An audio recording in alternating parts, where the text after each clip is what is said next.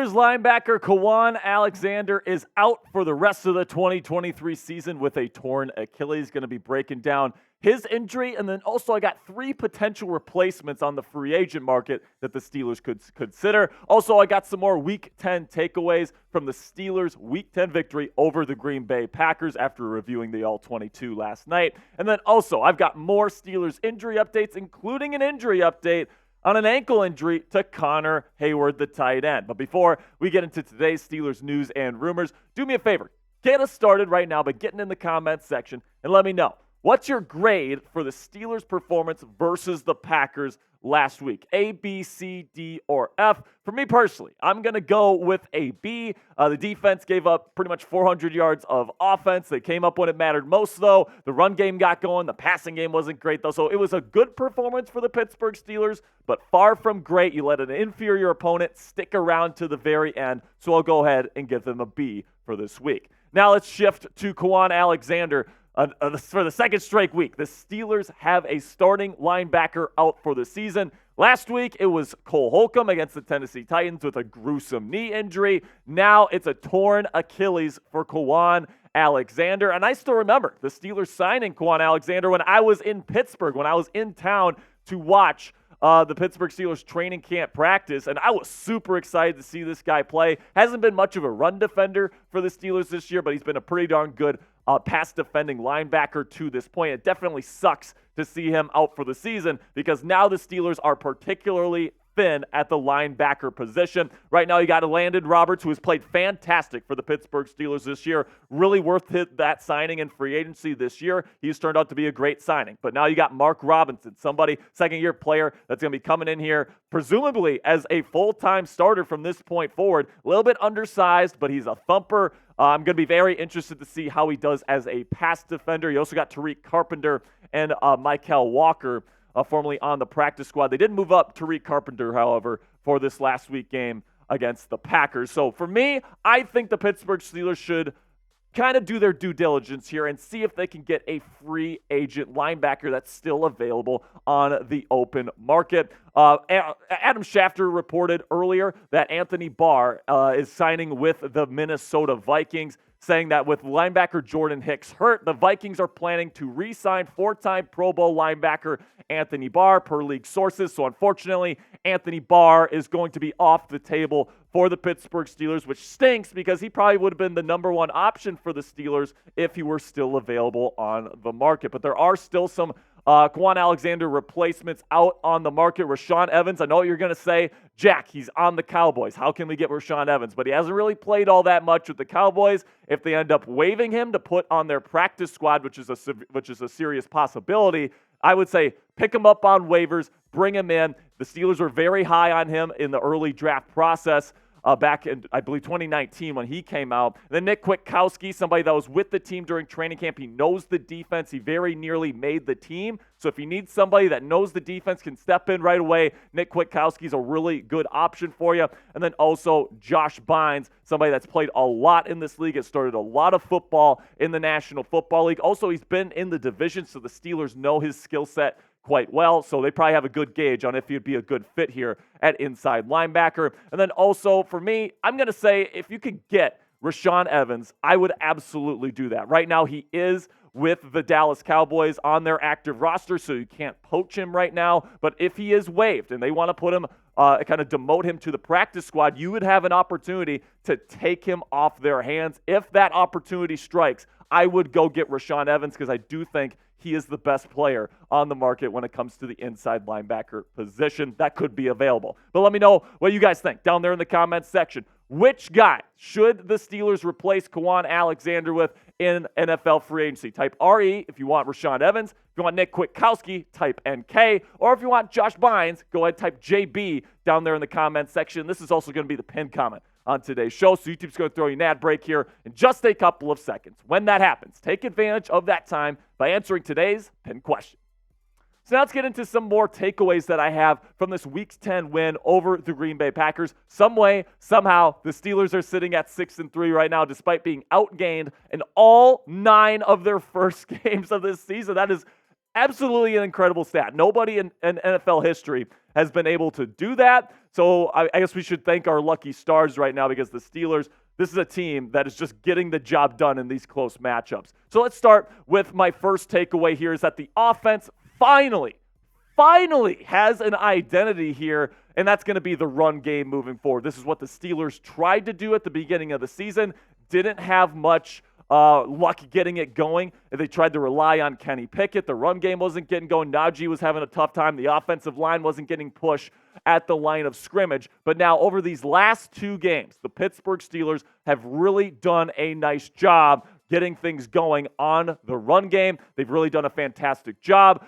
Broderick Jones coming in has really helped them out along the offensive line. And Jaylen Warren getting a higher workload has really helped this team out in terms of the rushing attack. They've also gone to more power run schemes as opposed to zone run schemes. They still mix it up, but I think that they do a really good job from this point forward. You can just take a look at the numbers right here. The first 7 games, when it comes to the rushing attack, just 66 rush yards per game. That is among the worst in the National Football League. But over the last 2 weeks versus the Titans and Packers respectively, the Steelers are rushing at one of the highest rates in the National Football League right now at 185 rush yards per game. That is fantastic. And moving forward, I think they're going to be relying on Jaylen Warren and Najee Harris to really get things going moving forward. And over these last 2 games, it's been really good in my opinion. You take a look at these last 2 weeks for Jaylen Warren, 11 carries and 15 carries, and you look at 88 and 101. That game versus Green Bay was absolutely fantastic. Right now, Jaylen Warren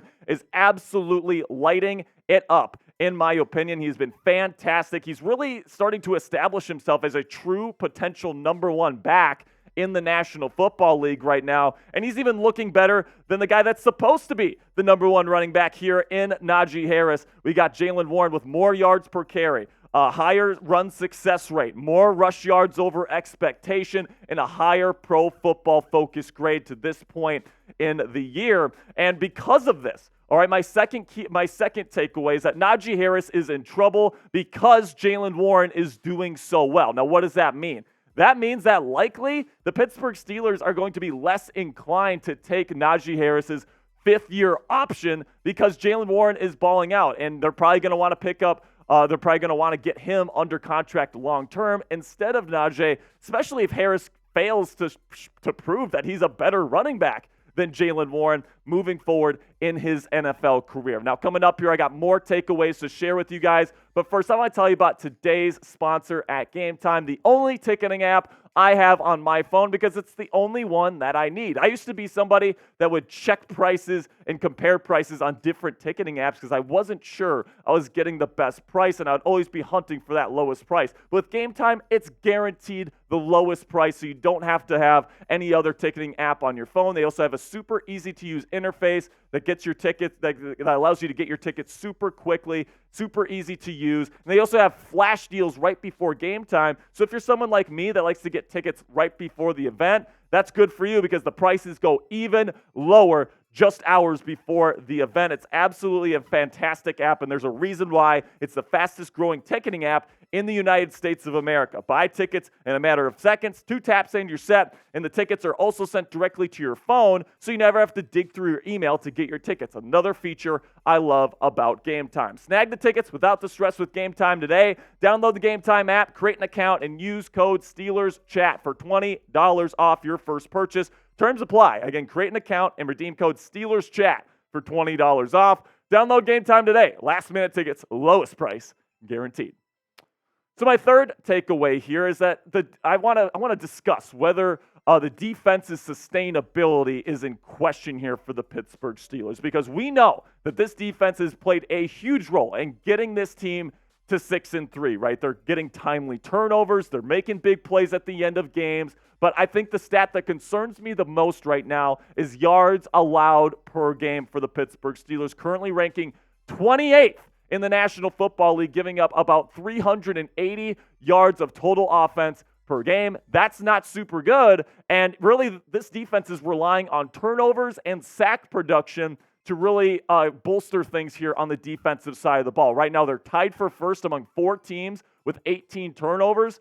And then they're tied for 11th in sacks. TJ Watt, Alex Highsmith doing a really nice job right now creating pressure on opposing quarterbacks, and that's helping to buffer that number 1 turnover ranking. So right now the Steelers are a defense that really relies on the turnovers. And if you're an offense that can protect the football, you're going to be able to move the football in the Pittsburgh Steelers, and you're going to be able to have success. And I'm not sure if that's the most sustainable way to play defense in the National Football League, especially as you get into these playoff scenarios. When you play the better teams in the league that do a better job at protecting the football, how much can the Steelers really rely on turnover and sack production? I guess we're going to find that out as this season goes on, and hopefully they can start to give up less yards per game and start rising those ranks and yards allowed per game. Now, let me know down in the comments section. Now that you know that the Steelers are 28th in yards allowed per game, but they're first in turnovers, answer this question. The Steelers have a top blanked defense in the National Football League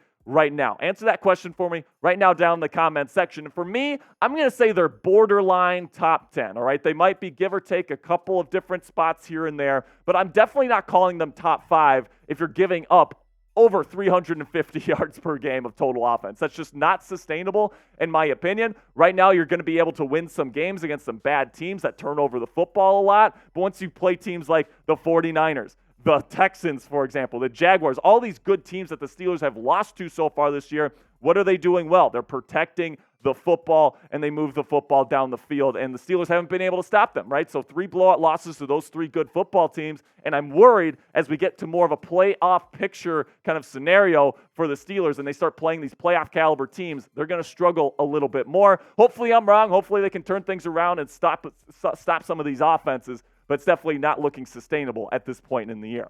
Then my 4th takeaway here is that we need Minkah Fitzpatrick back. So I talked about some of these unsustainability of the Steelers defense. I think a part of the way that you get some of that sustainability back is you get some of your key players back in the lineup. Minkah Fitzpatrick is definitely the biggest name still on the injury report.